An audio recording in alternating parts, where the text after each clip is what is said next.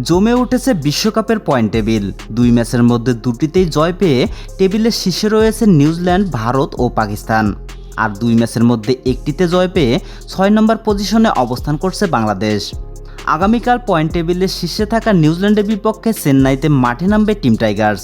ম্যাচটি অনুষ্ঠিত হবে দুপুর 2:30 এই ম্যাচে টাইগারদের একাদশে আসতে চলেছে বিশাল পরিবর্তন। গত ম্যাচে ওপেনিং করা তানজিদ তামিমকে দেখা নাও যেতে পারে নিউজিল্যান্ডের বিপক্ষে একাদশে। তার জায়গায় ওপেনিং করবেন শেখ মেহেদী হাসান অথবা মেহেদী হাসান মিরাজ।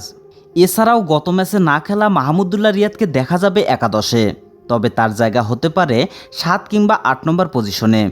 এদিকে বোলিং ডিপার্টমেন্টে আসতে পারে একটি পরিবর্তন। মুস্তাফিজুর রহমানকে বসিয়ে তার জায়গায় খেলানো হতে পারে হাসান মাহমুদকে। কেননা গত ম্যাচে বল করার সময় পায়ে সামান্য আঘাত পেয়েছিলেন মুস্তাফিজুর রহমান, আর সেই কারণেই নিউজিল্যান্ডের বিপক্ষে সাইড বেঞ্চে বসতে হতে পারে এই বোলারকে।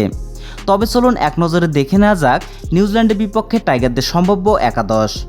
লিটন দাস, শেখ মেহেদী হাসান, নাজমুল হোসেন শান্ত, মেহেদী হাসান মিরাজ, সাকিব আল হাসান, মুশফিকুর রহিম, তাওহিদ হৃদয়, মাহমুদুল্লাহ রিয়াদ, তাসকিন আহমেদ, শরীফুল ইসলাম ও হাসান মাহমুদ।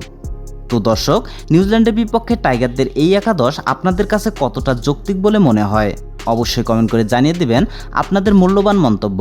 ধন্যবাদ।